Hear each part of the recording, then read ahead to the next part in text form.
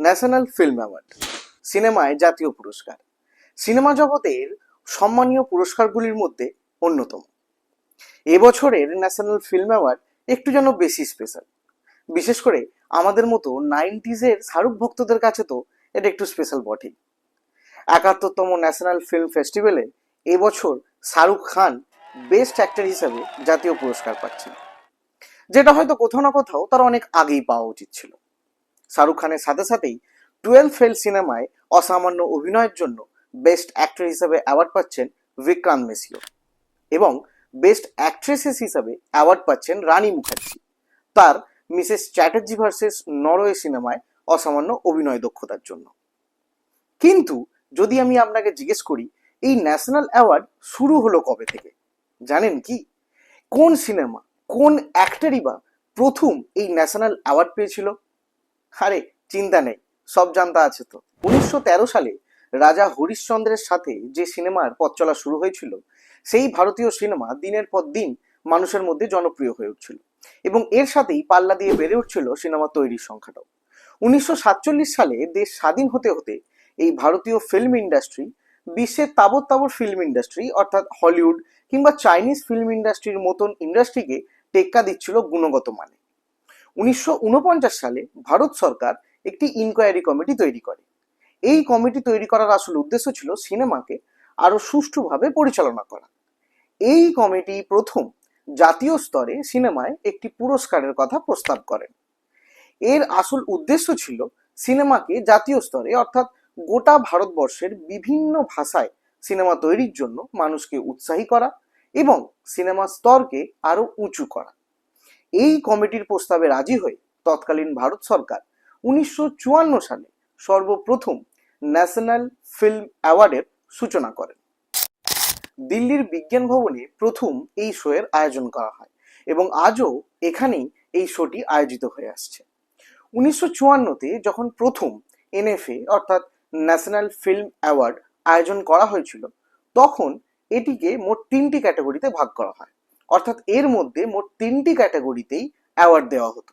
প্রথম ক্যাটাগরি হলো president's gold medal for the best feature film in India, যার বর্তমান নাম national film award for the best feature film.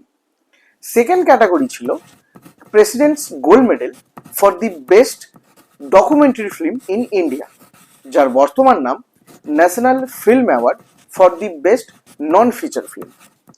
আর 3 number category ছিল president's gold medal for the best children's film, যার বর্তমান নাম national film award for the best children's film. এখনকার মতো best actor, best actress, best director এই ধরনের ক্যাটাগরিগুলো কিন্তু প্রথমেই এনএফএতে ছিল না।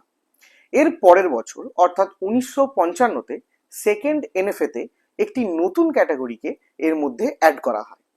এই নতুন ক্যাটাগরির কাজ ছিল বেস্ট রিজিওনাল ফিল্মকে অ্যাওয়ার্ড দেওয়া, অর্থাৎ ভারতবর্ষের যত ভাষায় সিনেমা তৈরি হচ্ছিল সেই সব সিনেমাগুলির মধ্যে থেকে একটি সিনেমাকে বাছাই করে অ্যাওয়ার্ড দেওয়ার রীতি তো ছিলই, কিন্তু এই সেকেন্ড বছর থেকে ভারতবর্ষের প্রত্যেকটি ভাষায় আলাদা আলাদা করে একটি সিনেমাকে বেছে সেটিকেও বেস্ট অ্যাওয়ার্ড দেওয়া হবে এই রকম ঘোষণা করা হয়।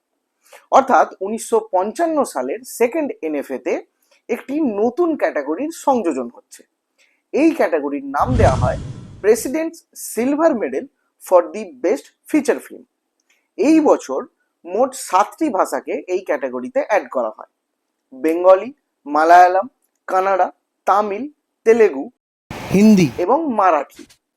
এর পরের বছর অর্থাৎ 1956 সালে এনএফের 3 নম্বর এডিশন আমাদের বাঙালিদের কাছে একটু যেন বেশিই গর্বের, কারণ এই বছর গোটা ভারতবর্ষের মধ্যে বেস্ট ফিল্ম হিসাবে জাতীয় পুরস্কার পায় সত্যজিৎ রায়ের পথের পাঁচালী।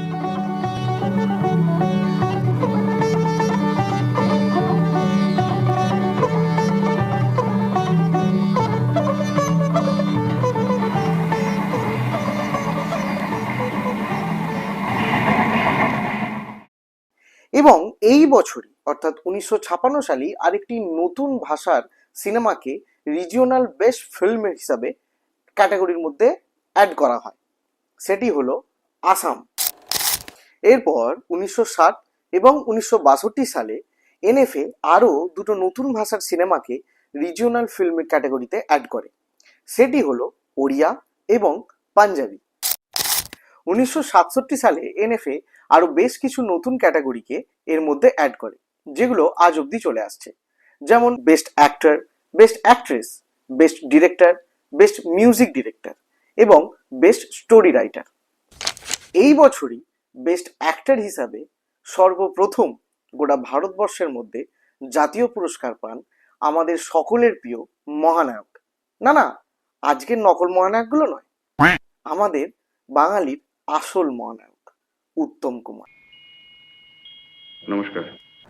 হ্যাঁ, তিনিই প্রথম যে বেস্ট অ্যাক্টর হিসাবে গোটা ভারতবর্ষের মধ্যে প্রথম জাতীয় পুরস্কার পায়, তার অ্যান্টনি ফিরিঙ্গি এবং চিড়িয়াখানা সিনেমায় অসামান্য অভিনয় দক্ষতার জন্য। বিচিত্র জীব এই সাপ,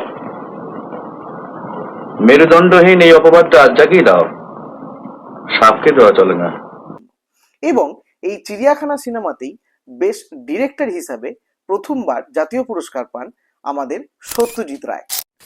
এবছর এই জাতীয় পুরস্কার অর্থাৎ ন্যাশনাল ফিল্ম অ্যাওয়ার্ড 72 বছরে পা লাগলো।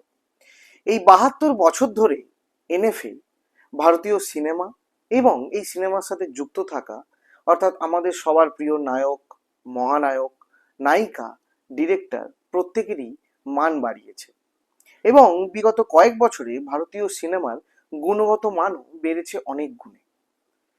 এর জন্য আমরা আশা রাখব যে পরবর্তী বছরে বিশ্বের দরবারেও আমাদের ভারতীয় সিনেমা অর্থাৎ আমাদের নিজস্ব সিনেমা শ্রেষ্ঠত্বের আসন লাভ করবে। আজকের এই ভিডিওটি যদি আপনাদের ভালো লেগে থাকে তাহলে অবশ্যই এটিকে লাইক করবেন এবং কমেন্ট করতেও ভুলবেন না। এরকমই আরো অজানা কোনো টপিক নিয়ে যদি আপনি জানতে চান তাহলে সেটিও আমাদের কমেন্ট করে জানাতে পারেন, অর্থাৎ আপনার বলা টপিক হবে আমাদের পরবর্তীকালের ভিডিও। এরকমই আরো ইন্টারেস্টিং সব ফ্যাক্টস জানতে ফলো করুন সব জানতা।